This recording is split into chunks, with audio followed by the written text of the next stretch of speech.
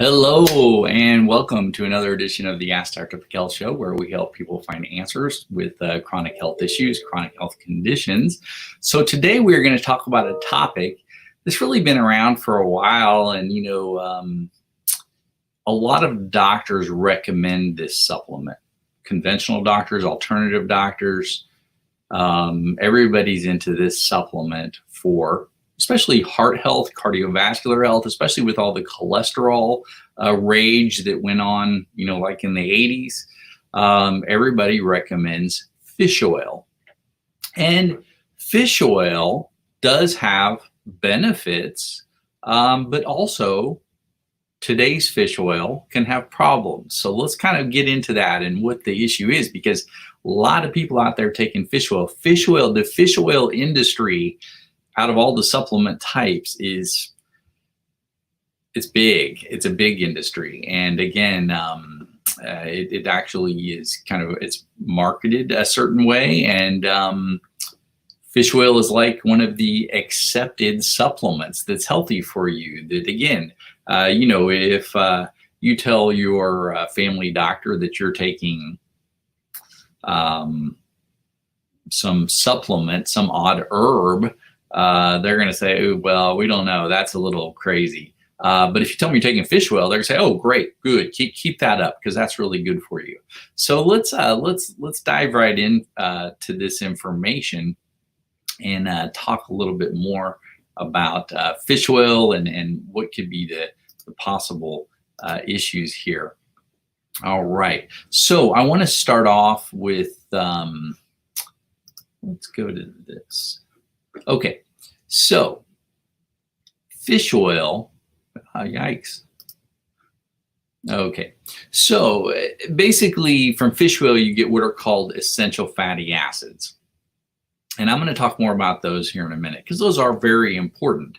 But if you've ever purchased fish oil or fish-based essential fatty acids, including krill oil, you're probably aware of how the marketing works. The manufacturers, they're going to say their fish are caught in these remote Arctic waters and they have the best form, and it's this organic, wild caught organic salmon. Now, if this were about 50 years ago, this type of promoting or advertising would be accurate. But the problem is there's so much research now that shows us that these areas that they're using, any areas in the ocean that they're using are really, there's no pure source of fish oil. Let's just put it that way. Not anymore. The oceans, I hate to say, even the Arctic Ocean, and it's sad, it's polluted. It's just not a safe. It's not safe from these toxic compounds. And here's an interesting thing, and I know I'm leaving this picture up, but it's just to kind of represent, that this mercury comes from really different places. It goes into the air and then it goes into the ocean. And just listen, this is kind of interesting here. About 29% of pollution in San Francisco, California, because all of a sudden they'll notice that there's all these pollutants, there's all this stuff that's washing up and all of these things that they're testing for. And in San Francisco, 29% of that pollutant is from China. So when you know that it drifted all the way from China to San Francisco and is creating that much of an issue, 29%, that kind of gives you an idea, or maybe makes it a little easier to understand how hard it is to find non-toxic sources of fish. Let's put it that way, really anywhere on Earth. So examining the statistics of a single toxin really can take us closer to understanding this big picture. And in fact, what was it? Let me just go back here. Get rid of that. All right. And in fact, the EPA, they're estimating about 5,000 to 8,000 metric tons. That's a lot of highly toxic mercury is added to the environment each year. So this stuff's just pouring out on a yearly basis. Like that picture showed, it goes up into the atmosphere, clouds move, drops back down with the rain, goes into the oceans, and before you know it, the fish are toxic. All right. So, and some of their food sources too, because again, fish eat other fish. And so if fish are eating other fish, your bigger fish are actually going to be more toxic. I hate to say. And usually these things aren't just mercury, it's lead, arsenic, polychlorinated biphenyls or PCBs, strontium, even radioactive materials like strontium they're finding in fish. It's craziness.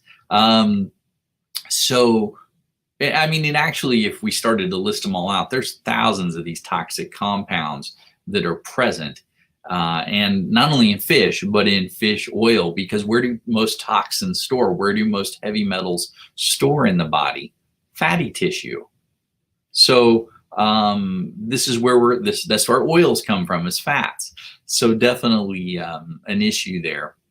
And I put at the bottom of the screen there, a couple of sources there, but even the United States government admits in their research, which you don't hear much about, that all fish oil needs to be consumed, what they say, in limited moderation. In fact, they make a recommendation for pregnant women that they should only eat seafood maybe twice a week at the most, again, in moderation. How many of you have heard of that? How many of you have heard the government actually coming out with that or actually advertising that? You really don't. It's never really talked about, but it's a recommendation. It's just like the food pyramid was a recommendation. If research isn't talked about, people never know about it. I hate to say, although research is totally paid for, especially when it's government research. In fact, the government also recommends that those 2 servings come from what are called lower, how would you say that? Fish that have lower mercury levels. So your worst is usually your tuna. Tuna is the highest in mercury. It's kind of top of the food chain there, really big fish. Tuna, swordfish, those are some of the worst. There's actually, you can go online and look at the list of fish that are the highest in mercury. You'd be surprised. So again, you've got to kind of even look at the type that you eat. And especially the highest containing is that canned albacore or the chunk white tuna. And in fact, the government recommends that if you're eating those, that you only eat them once per week. Scary. So, and if the government's recommendation is that bad, then the real recommendation should be even more, because usually their limits aren't as accurate as what's really going on. And especially if a person has a health condition, if you've got a chronic health issue, an autoimmune condition, this is going to affect you probably 10 times worse than a person who can detoxify things. So there is a better option here. And again, I know I'm bashing fish oil right now, and I know that the fish oil companies, even the companies that I work with, are not going to be happy with this video. I'll probably get some bad emails or comments, but it is what it is. And since, here's the interesting thing: how do fish get their oil? How do they get these essential fatty acids? Because they got to get them from somewhere, just like we get them from somewhere. They get them from algae. Algae is what has this. Algae is abundant. Algae grows on the ocean floor. It's the bottom of the food chain.